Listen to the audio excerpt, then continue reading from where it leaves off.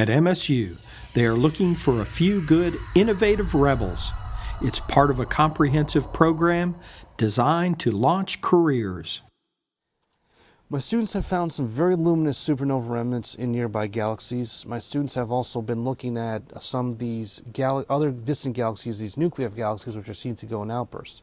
And we've made some observations around the time of the outburst, and we seem to see that, as expected, sometimes there's radio emission peaks, which broadly correspond to times of peaks at other emission. And that's a significant finding. We're trying to, this is again a big opportunity which students can have here. Students work right beside me in my research. I've taken students to conferences, I've taken students on observing runs in telescopes in Arizona.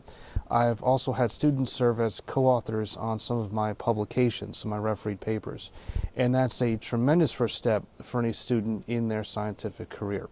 I first introduce them to the data process. I also give them some papers to read to get some background information, because I know the terminology can be a lot at first.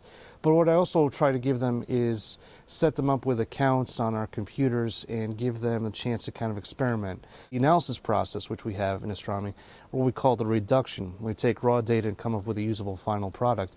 And I talk students through that.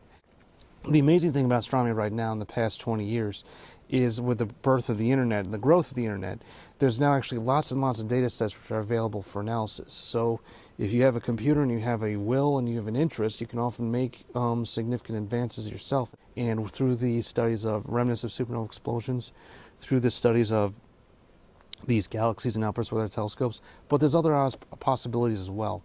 And I've been impressed by students who actually can come up to me with new ideas of, I'm wondering about, is there X-ray emission from Jupiter and the like, and we can investigate that. To have here a chance where the focus can be on students and research here, and that's meant a lot. It has meant a lot for me to feel like I have a strong influence on students and helping students who want to pursue careers in astrophysics to help them realize those goals.